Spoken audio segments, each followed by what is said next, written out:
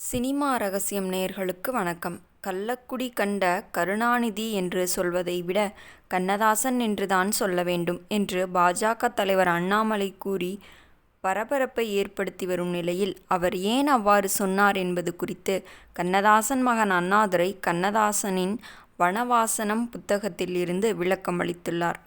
1953 தமிழகத்தில் கள்ளக்குடியில் நடைபெற்ற போராட்டம் இன்றும் வரலாற்றில் முக்கிய போராட்டமாக பார்க்கப்படுகிறது.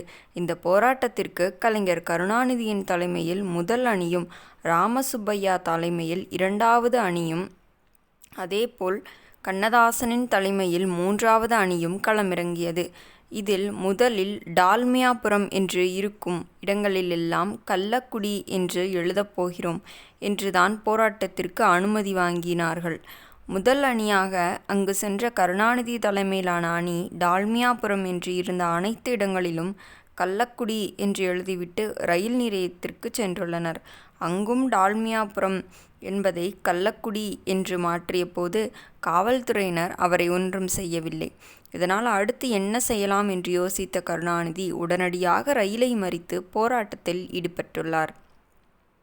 அப்போது காவல்துறையினர் அவரையும் அவரது அணியும் கைது செய்த நிலையில் அடுத்து வந்த ராமசுப்பையா அணியும் அதையே செய்ததால் அவர்களும் கைது செய்யப்பட்டுள்ளனர். இதனைத் தொடர்ந்து மூன்றாவது அணியாக கண்ணதாசன் அணி வந்துள்ளது. இந்த முறை காவல்துறையினர் எச்சரிக்கையுடன் செயல்பட்டனர். ஆனாலும் கண்ணதாசன் அணி ரயிலை மறித்து போராட்டத்தில் ஈடுபட்ட போது தடியடி துப்பாக்கிச்சூடு நடத்த அனுமதி அளிக்கப்பட்டது. இதில் பலருக்கும் காயமடைந்த நிலையில் கண்ணதாசனுக்கு கையில் மூட்டு நழுவி மருத்துவமனையில் சிகிச்சை பெற்றுள்ளார்.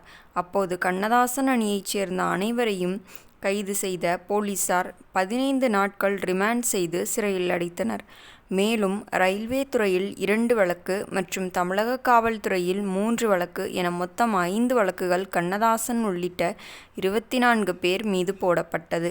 15 நாட்கள் கழித்து கண்ணதாசன் வெளியில் வந்தாலும் அவர் மீதான வழக்கு தொடர்ந்து நீதிமன்றத்தில் நடந்து கொண்டிருந்துள்ளது.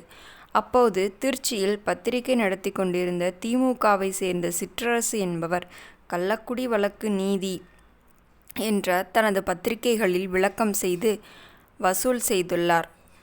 ஆனால் இந்த பணம் எதுவும் கண்ணதாசனின் இந்த வழக்கிற்காக செலவு செய்யப்படவில்லை.